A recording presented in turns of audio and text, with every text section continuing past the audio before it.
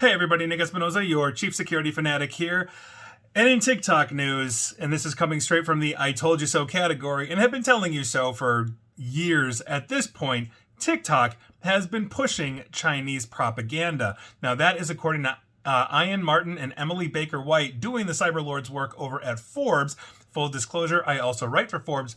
But here is what is going on. TikTok has been serving up a ton of ads from Chinese state propaganda outlets to millions of Europeans in recent months. And that's according to a new ad library published by the company on July 20th. These promotions range in topic from defenses of Chinese COVID-19 lockdowns to basically cute little cats playing on the Great Wall of China. And this is in part an effort to recast the country's Xinjiang region, where basically where they've persecuted and detained more than 1 million Uyghurs. I'm sure you've heard about that.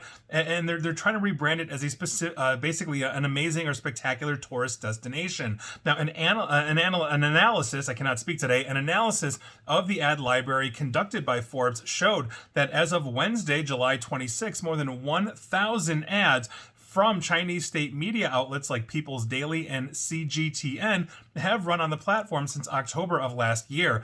That has basically been served to millions of users of TikTok across Austria, Belgium, the Czech Republic, Germany, Greece, Hungary, Italy, Ireland, the Netherlands, Poland, and the UK. Now, the ad library does not display data on the ads presented to users in the United States, Canada, Australia, and other countries outside of Europe. But if we get that information, I'm sure we'll be seeing some of those things too. Now, much of the content advertised by China State Media on TikTok focused on frequent talking points from its TV, radio, and print outlets that essentially tout China's economy, technology, and cultural heritage. Reference to Xinjiang, where the U.S. government has branded the Chinese government's campaign of mass repression, imprisonment, and re-education as a genocide. That's right, the U.S. is calling it a genocide.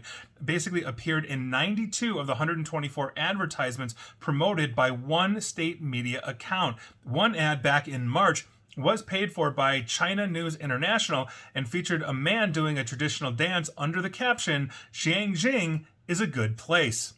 Another video shows a CGTN host visiting an elementary school in the region as well. The school visited by the host was located in the county of Pishan in Xinjiang, where the Australian Strategic Policy Institute has tracked the construction of 6 detention facilities.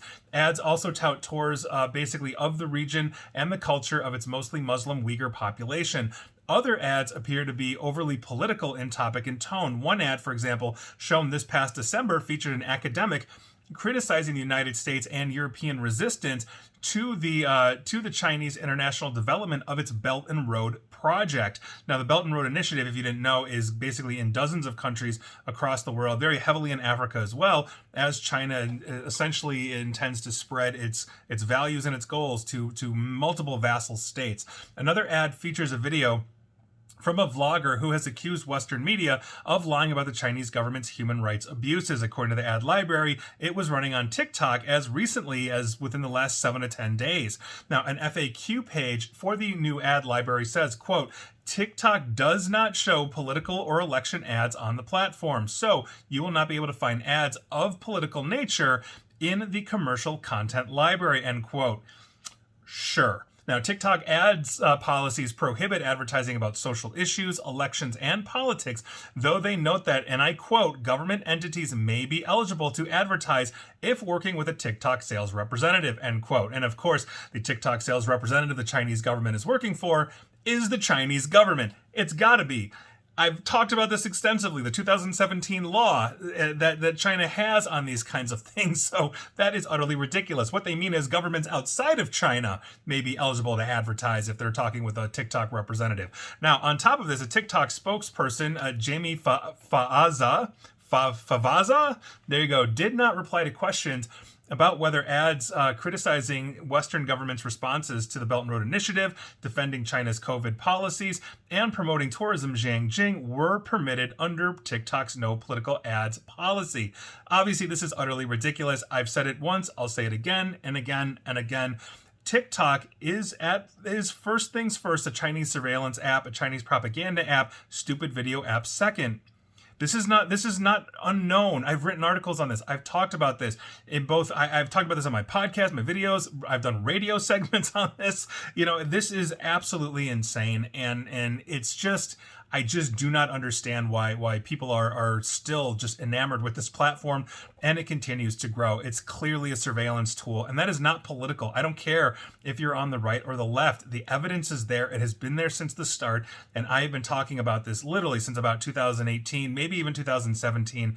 It keeps on going, and I guess I'll be back probably next month to talk about it again, but that is your TikTok news of the week. And please like, share, follow me here on Facebook and Twitter at NickAESP. And please feel free to subscribe to me at YouTube as well, but not TikTok. I will never, ever have a TikTok account. And as always, stay safe, stay online, and please attempt to stay private. Thanks, everybody.